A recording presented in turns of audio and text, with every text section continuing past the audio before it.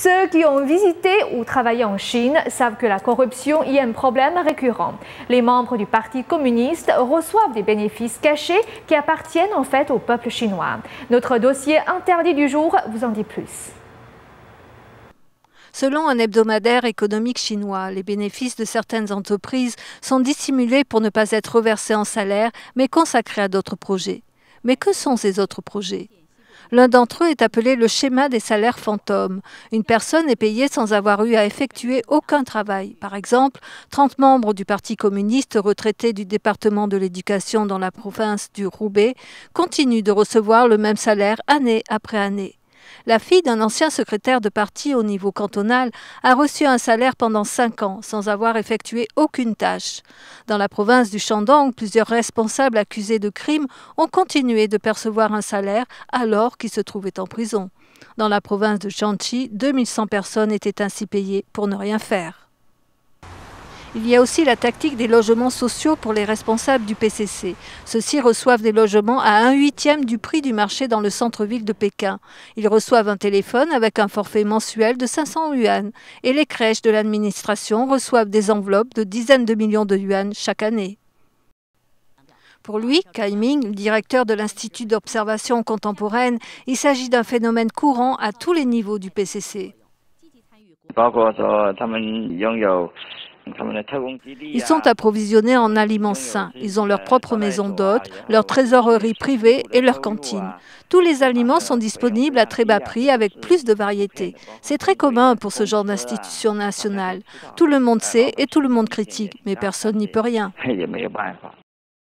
Selon le rapport 2011 de la distribution centrale du budget, 9 unités de l'Académie chinoise des sciences auraient reçu près d'1 milliard de yuan d'aide sociale au nom de différents projets.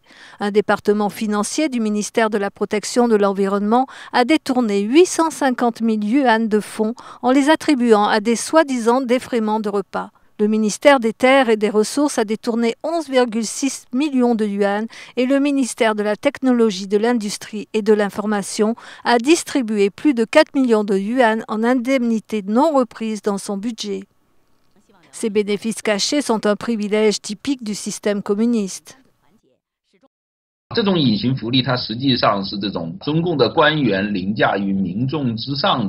Ces biens sociaux sont un privilège qui démontre la supériorité des responsables communistes chinois. La distribution des bénéfices est une manifestation concrète de ce privilège.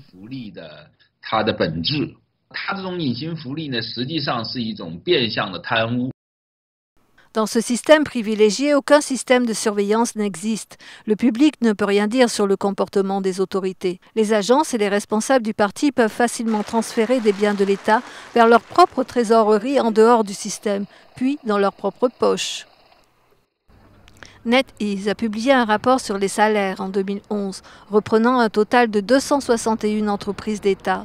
Le salaire moyen annuel de leurs employés actifs était de 2,4 fois plus élevé que le salaire moyen annuel des employés de départements non privés et 4,2 fois plus élevé que le salaire annuel moyen des employés des départements privés. Selon Lin Chu, le régime communiste garde à tout prix ces entreprises d'État comme groupe d'intérêt spécial pour maintenir son pouvoir et ses privilèges. Tant que le PCC durera, ces bénéfices invisibles existeront. Dossier interdit NTD.